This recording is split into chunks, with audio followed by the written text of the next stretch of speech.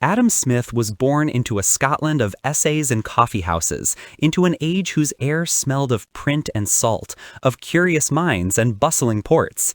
His life spanned the middle decades of the 18th century, a time when empires flexed their muscles, when merchants navigated new oceans, and when philosophers insisted that reason could reclaim the human world.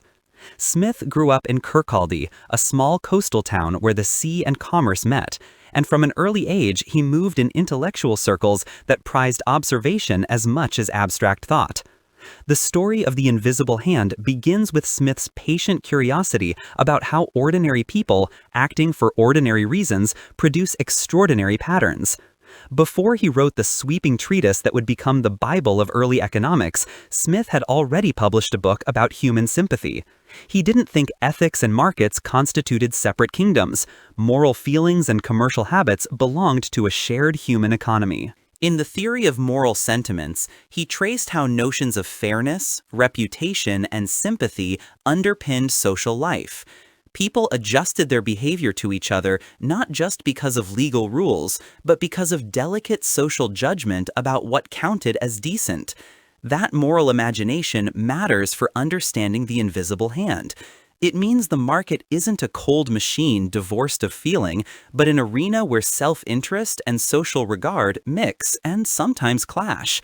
The phrase invisible hand itself crops up only a few times in Smith's writing.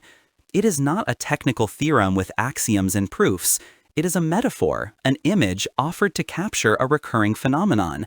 Smith noticed that, under the right conditions, people acting for their own ends, whether to earn a living, to gain respect, or to derive comfort, often achieved a form of social order they had not intended. When the baker bakes bread for his family, when the tailor sharpens his skills to impress customers, the market supplies the city with bread and shirts, not because someone ordered the production, but because prices and competition funneled resources toward activities that other people valued. That is the insight. Scattered choices can add up into coordinated outcomes. But Smith was careful. He never said that self-interest was the same as greed, nor that markets unproblematically produced justice. He warned against mercantilist policies that favored monopolists and stifled competition. He valorized public institutions, roads, courts, education, because markets function better when the ground beneath them is well laid. His invisible hand, then, is a contingent mechanism. It works when property rights are secure, competition is free, information is accessible, and rules constrain the worst abuses of power. Without those preconditions, private incentives can generate perverse outcomes. To understand the invisible hand historically, we need to put ourselves in the world of 18th century commerce. Britain and its trading partners were transitioning from localized economies towards interlinked networks. Craftsmen specialized, towns became nodes in long supply chains. Labor grew more differentiated as tasks were subdivided, and merchants navigated an expanding globe of goods and markets. Smith watched the division of labor with a keen eye. Specialized production, he argued, raised productivity by allowing workers to develop dexterity, invent tools, and coordinate workflows. That specialization thrived where exchange was possible and where markets offered repeated interactions. Yet specialization created new vulnerabilities at the same time. When everyone is betting on a narrow skill, shocks to the market can cascade. Smith's explicatory move was to demonstrate how division of labor and market prices are interconnected. Price changes convey scarcity and surplus. They signal entrepreneurs toward activities that fulfill demand. In this sense, prices are not simply labels. They are signals which convey the knowledge of people dispersed in time and space. A shortage of coal raises prices and summons miners to dig deeper or inventors to find alternatives. A new fashion raises the price of a fabric, and we see tailors change production. The invisible hand is thus a theory of coordination through information aggregated by market mechanisms. Yet, markets are imperfect translators. Transaction costs, asymmetries of information, and external effects make the picture problematic. The swimmers and fishermen who bear the cost when a factory poisons a river have no say in the production decisions of those who own the factory. When one business grows large enough to dominate an industry, competitive forces disciplining prices lose their power. Similarly, when knowledge is held in a few hands, concentrated in patents or in trade secrets or in rare forms of expertise, then entrants may find the costs of entry prohibitively high. It is in these frictions that the invisible hand looks less like a hand, more like a suggestion that sometimes fades under pressure. Smith himself recognized many of these problems. He wrote of how special privileges and monopolies could distort outcomes, and how certain services, defense of the realm, administration of justice, the provision of public works, were not easily left to private provision. The invisible hand explains coordination in many circumstances, but it does not eliminate the need for institutions that correct market defects, guarantee rights, and supply goods that would be underprovided by a purely private process. Over 2 centuries, Smith's idea traveled far from his original prose. It was taken up by political actors who simplified it into slogans: markets good, government bad. The metaphor has persisted because it answers a deep human yearning, the desire for order without omnipotence, for spontaneous harmony that does not require a central architect. But every slogan carries risk. Reduce Smith's thought to one line and you lose his moral psychology, his wary endorsement of public institutions, and his critique of perverse regulatory forms. A balanced reading treats the invisible hand as a tool of explanation rather than prescription. It helps to diagnose why some outcomes arise spontaneously and why decentralized systems can be remarkably adaptive. Economists use this tool to model coordination problems, to reason about incentives, and to propose institutional remedies when markets falter. The invisible hand does not justify laissez-faire as a universal rule. Instead, it indicates that, where feasible, decentralization leverages local knowledge and individual incentives to produce complex social orders that would otherwise be costly to design. To bring this idea into modern life, consider several concrete examples. The fierce rivalry among smartphone manufacturers in consumer technology illustrates the invisible hand at work. Firms compete on battery life, screen quality, and app ecosystems as consumers reward improvements. This competition yields a rapid pace of innovation without a central planner telling manufacturers which features to prioritize. Another aspect of decentralized coordination is expressed through open-source ecosystems. Through reputation and modular incentives, volunteers and firms collaborate by producing software that outperforms many closed systems. Local services, too, reveal spontaneous order.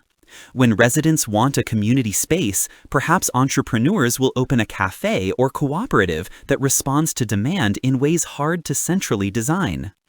Yet modernity also shows stark limits.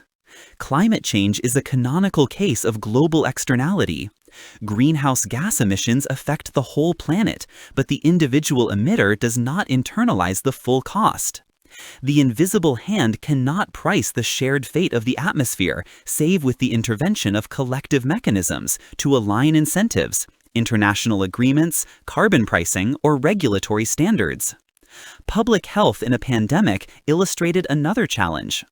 Individual decisions about social interaction and vaccination have consequences that ripple through communities in a way that, left purely to private incentives, these can generate outcomes far from the collective optimum. Monopoly power and market concentration have become pressing concerns again in the digital economy. Where one platform controls either information dissemination, the rules of commerce, or enormous flows of data, the constraint on competition, and the distortions in incentives that normally channel resources towards public benefit becomes tight.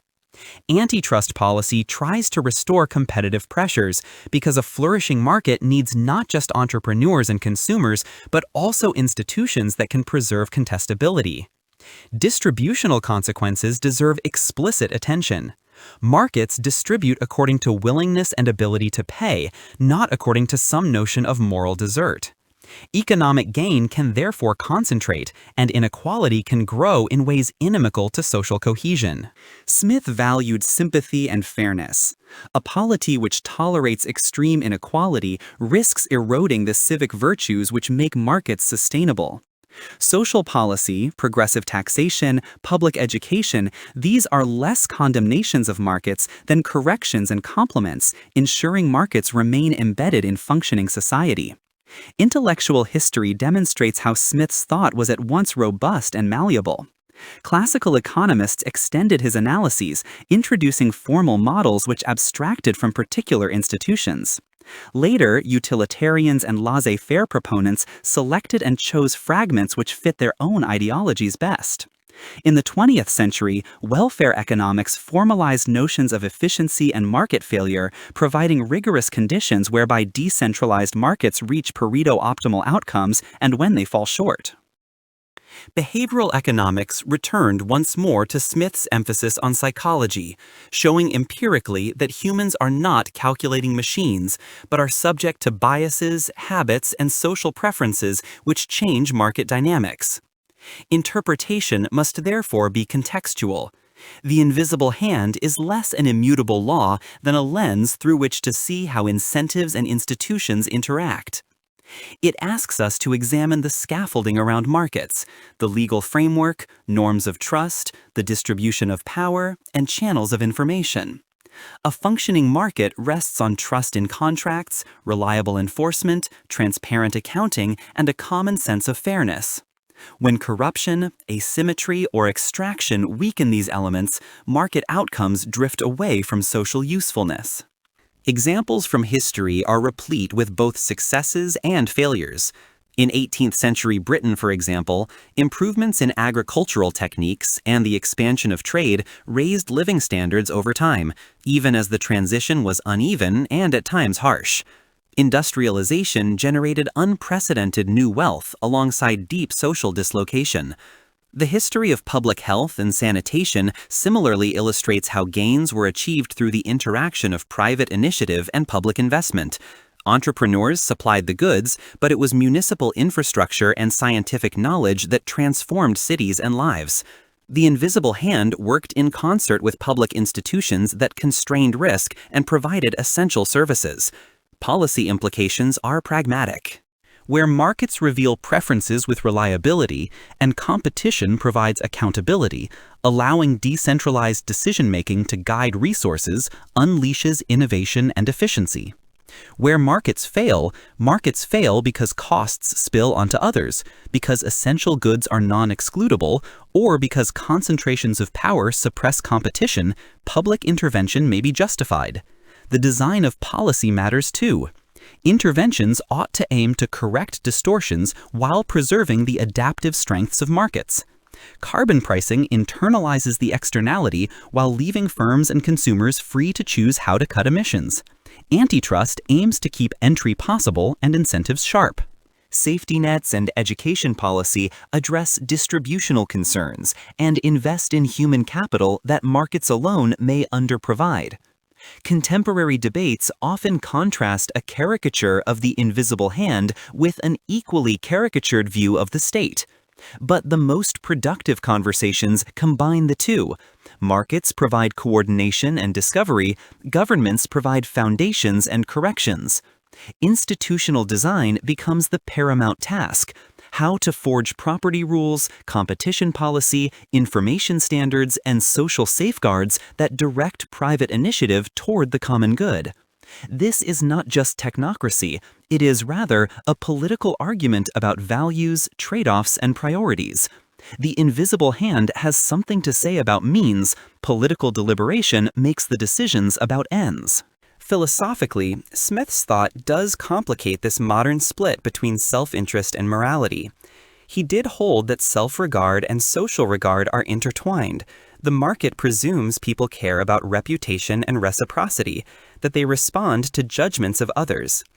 The commercial spirit produces virtues, thrift, punctuality, attention to quality, but also temptations.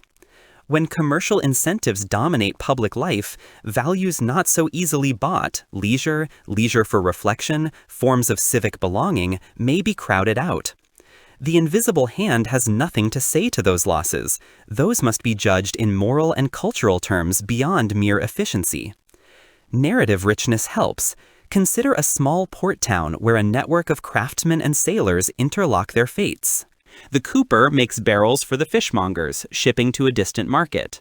A shipwright repairs hulls for merchants who bring new fabrics.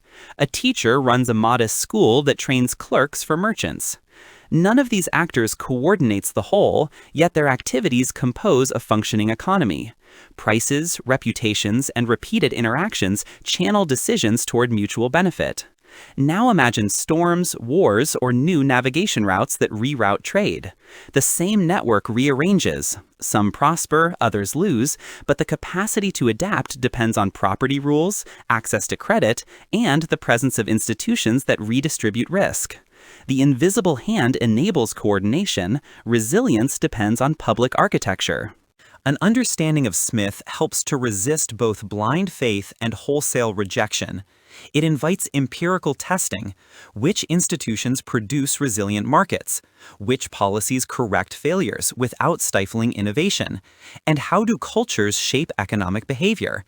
Its toolkit is interdisciplinary. History, political theory, psychology, data science all contribute to the judgments about when and how decentralized coordination benefits society. For contemporary practitioners, entrepreneurs, policymakers, and citizens, a number of heuristics follow. Firstly, preserve contestability. Ensure that markets remain open to new entrants and avoid durable privileges that allow incumbents to entrench advantage.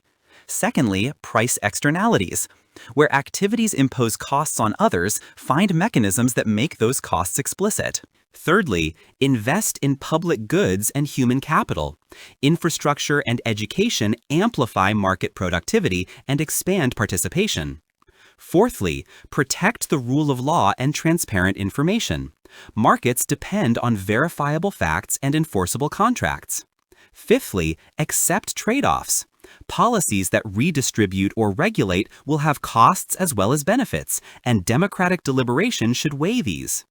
The invisible hand does call for humility. Economists and policymakers design incentives, but human societies are complex and adaptive. Policies that look beautiful on paper can have unintended consequences in practice. The history of social reform teaches the importance of experimentation, careful evaluation, and the willingness to revise. Accepting the invisible hand does not require abdicating responsibility for outcomes. Rather, it implies an ethic of supplementation. Create institutions that allow decentralized discovery to thrive while intervening where coordination breaks down or yields intolerable harms. A final reflection concerns rhetoric. To invoke Adam Smith as talisman, a phrase to end argument rather than to illuminate it, is a disservice both to his thought and to public conversation. The invisible hand is a heuristic that encourages attention to incentives and emergent order. It is not an ideological bludgeon. To cite Smith is to invite inquiry into how systems work, not to foreclose debate about values and priorities. Ultimately, the invisible hand remains valuable because it captures a striking feature of human affairs. Complex cooperation can arise without centralized command. Markets, networks, and cultural practices channel dispersed choices into coordinated patterns that often produce spectacular results. Yet this mechanism is fragile. It depends on institutions, norms, and sometimes on collective interventions. The treating of the invisible hand as both powerful and limited is to honor the nuance of Adam Smith's insight. It is arranging a view of public life in which private initiative and public responsibility coexist, each correcting and supporting the other. Record this text. A wonder of spontaneous order. The sting of market failure. The gravity of public decision. And the modesty of practical policy. This script is designed straight through, without headings or interruptions, so that the listener experiences a continuous narrative, a single thread from historical background to modern implication, from moral reflection to policy guidance. Adam Smith's invisible hand is no magic wand. It is a lens and caution, a hopeful claim about human capacities for coordination. In a world of networks, technologies and rapid change, the question remains more pressing than ever. How do we harness spontaneous cooperation to produce a just, prosperous, and sustainable society? Smith's legacy does not provide a full answer to that question, but gives us the essential tools to ask it.